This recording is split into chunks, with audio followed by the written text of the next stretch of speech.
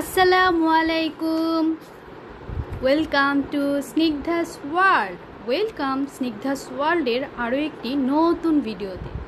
আজকে আমি যে ভিডিওটি তোমাদের সাথে শেয়ার করছি তা বর্তমান সময়ে খুবই দরকারি, খুবই প্রয়োজনীয় একটি ভিডিও আমি তোমাদের সাথে শেয়ার করতে যাচ্ছি।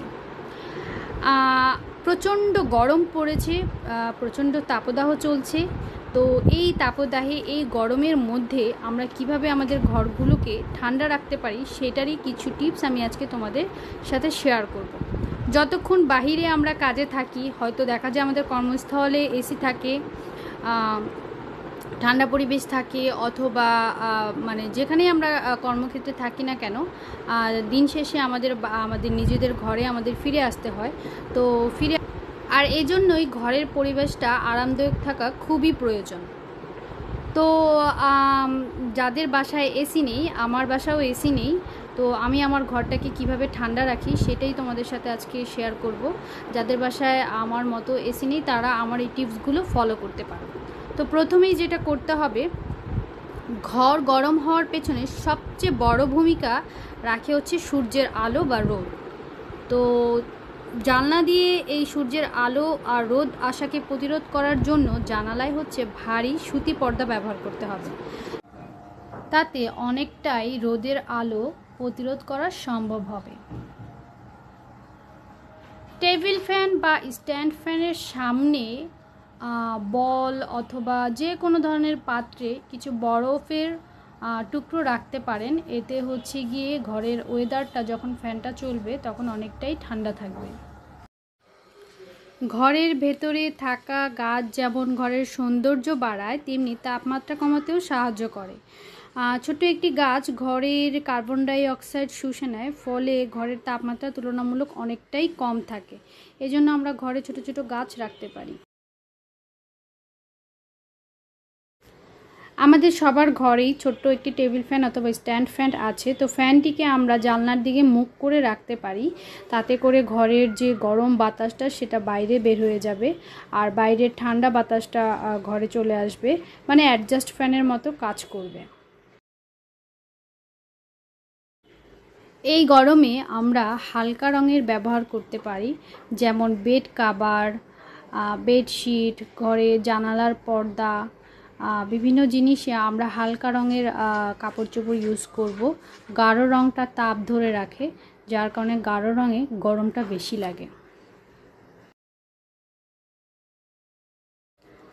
ঘর মোছার সময় যতটা সম্ভব ভেজা ভেজা করে ঘর মোছার চেষ্টা করবেন।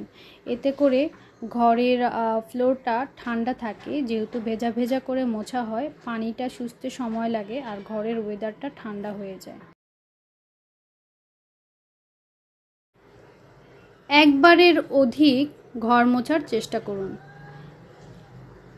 আমরা দিনে একবার ঘর মুছি, কিন্তু এই গরমের সময় যদি একবারের বেশি ঘর মোছা যায় তবে ঘরের পরিবেশটা অনেকটাই ঠান্ডা থাকে। আমি নিজে তাই করি। ঘরে যতটা পরিমাণ সম্ভব হবে আলোর পরিমাণ কম রাখুন, এতে ঘর অনেকটাই ঠান্ডা থাকে।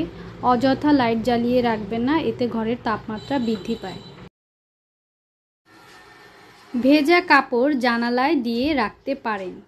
আমি যেটা করি সেটা হচ্ছে সুতি বিছানার চাদর আমার পুরাতন আছে, সেটা আমি ভিজিয়ে রাত্রে ঘুমানোর আগে জানালায় দিয়ে রাখি। তাতে রাতে ঘরের ওয়েদারটা অনেকটাই ঠান্ডা অনুভূতি হয়। রাতে ঘুমানোর আগে একটি পাত্রে বল অথবা বালতিতে কিছু বরফ নিয়ে তা ঘরের এক কোণে রেখে দিতে পারেন। এতে ঘরের ওয়েদার অনেকটাই ঠান্ডা অনুভূত হবে। অপ্রয়োজনে চুলা বন্ধ রাখতে হবে। আমাদের রান্নাবাড়া শেষ হওয়ার সাথে সাথেই আমরা চুলাটাকে অফ করে রাখবো, কারণ চুলা গরমটা ঘরটাকে অনেকটাই গরম করে তুলে। এই জন্য হচ্ছে গিয়ে যতটা সম্ভব তাড়াতাড়ি কাজ শেষ করে চুলা অফ করে রাখতে হবে। অপ্রয়োজনীয় যন্ত্রাংশ যেমন ল্যাপটপ, মোবাইল, এগুলো আমরা মূলত আমাদের বেডরুমে, আমাদের বেডে নিয়ে আমরা কাজ করি। তো এখন এই গরমের সময় এটা করা যাবে না, কারণ কাজ করতে করতে অনেক সময় এই যন্ত্রগুলো গরম হয়ে যায়।